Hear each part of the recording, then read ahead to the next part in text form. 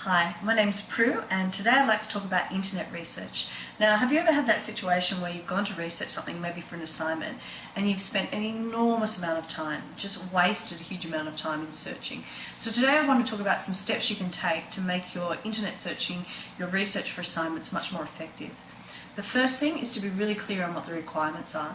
So you need to make sure you go through the task, circle, highlight the keywords, make sure you completely understand what you need to do. If you're not sure of anything, you need to ask about it. So the first step is to be very clear. Once you've done that, the second step is to brainstorm. So you need to actually go through and say, well, what do I need to find out for this assignment? What's the content that I'll need? What will I need to write about? It's actually a good idea, rather than just thinking about that, but to make a list. And as you're going, you might brainstorm keywords that you might use as part of your searching for each of those different sections. So you go through and you say, what will I need to know? And you brainstorm everything that you might need to include for that assignment. Once you've done that, it's a really good idea. The third step is to actually do a bit of a plan. Now, say for example, your assignment's 2,000 words and there's 5 different sections that you have to write about, then that means it's about 400 words each. So you need to, depending on the task, sit down and work out roughly how much content do you need for each part of it. It might be a certain number of slides, it might be you have to talk for a certain length of time. But whatever it's going to be, it's good to have an idea, because obviously if you need 10 pages of content, then that's going to be a really different search for something that needs a paragraph. So next to your brainstorming plan, jot down how much content or the length of content that you'll need for each of those sections. The fourth step is to get some feedback on what you're planning on doing. I wouldn't jump straight onto the computer and jump into Google and start searching, because you need to make sure that you're on the right track.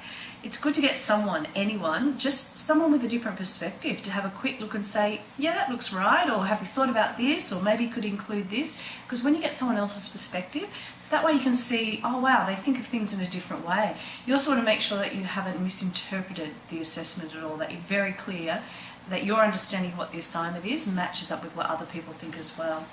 Now, I know this is about internet research, but my next tip is really to try and broaden your search a bit more. Just don't go think Google's the only source out there.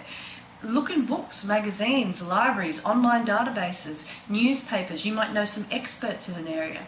So try and broaden the area where you're doing your research, so that you're not always going straight onto the internet straight away.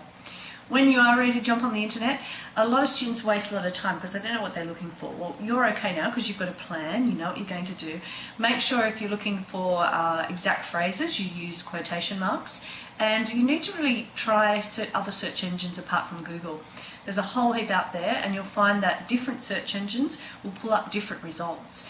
Even things like Google Scholar is another option, because that looks at more academic sites if you're looking for, say, journal articles or something with a more scholarly nature. Now, tip number 7 is to be selective. Unfortunately, when the page, Google or whatever search engine you're using, brings up a page of results, the automatic reaction is just to click on the first link. A lot of people bang, bang, click, click, click, click. And they waste a lot of time. So just take a second just to look and see what the options are on that first page. Where are the sites coming from? Is it like National Geographic, or is it someone's personal blog? Read the couple of lines of information that it gives you underneath the link, just to get a bit of an idea. Does this look useful? Am I going to be wasting my time clicking here? And don't limit yourself just to the first page. At least do the first couple of pages. You might be surprised that you find some really good resources a bit further down. Now, once you've actually clicked on the link and you've gone to a page, you need to assess the accuracy, the reliability of the information on that web page. There's lots of ways you can do that. Firstly, have a look at the URL, the web address. Is it a government site? What country is it from? What's the purpose of this site? Who are the authors? Who are the organisations? Do they actually have information about themselves? Does it tell you where the information actually comes from? Because a lot of the times if you are looking at the site, you need to make sure that the information you're looking at is actually reliable as well. Even things like, are there a lot of typos on there? That's not a good sign. When was the site last updated? Do they have information about references, where they got the information from? A lot of organisations don't like you using Wikipedia. They often say that there's no guarantee that the information is reliable and is accurate, and a lot of times it is, but we can't be sure. I actually find Wikipedia is good in your second step in the brainstorming. If you've got no idea, you know nothing about the topic, going to Wikipedia, just getting an overview of the sorts of things you might look at, it might give you some ideas of the key terms you can use when you're searching, then that can really help. The other thing you need to assess is when you've gone through, you might find that the list of sites that it brings up, your key terms or your search argument hasn't worked. So don't feel that you're locked in to sticking with the same things. You can change what you type into the search box. And if it's not bringing up what you want, then make a decision and do something a bit more accurate. The next step is to record the information you find on the web. Now, some people still like the old-fashioned way of printing out web pages they find and highlighting the key points and then creating their own assignment from there. Unfortunately, that wastes a lot of paper, and web pages are not formatted to print well, so you can end up with so much paper, it's just not funny. A lot of people prefer to cut and paste, and there's lots of different programs you can use for that, things like OneNote, Evernote. You can also just open a plain Word document and cut and paste the content that you want into the Word document. You're not necessarily going to use it all, but this is the stuff that you want to have a look at again. Now, it's really important when you're doing that to also make sure you keep all the information about where the source came from with the content.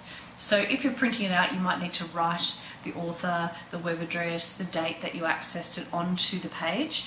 If you're cutting and pasting into something like a Word document, then you might need to just type it in underneath. So what was the URL? Have you got the date the site was published? The main things of websites that people want usually are URLs and the date that you access the site. But some forms of referencing also require things like the author, the date it was published. So the more information you can get, the better, and keep that with the content you've cut and pasted. Because if you don't have them together, when you come to actually write the assignment and you're trying to make sure you're not plagiarizing, you're not copying the information, you're referencing it properly, and you need it for bibliography, it can be a nightmare because you won't have a clue where you got the information from. Once you've done that, then you're pretty much ready to start the assignment. And that's what we're going to talk about in the next tip. Hope you found this useful.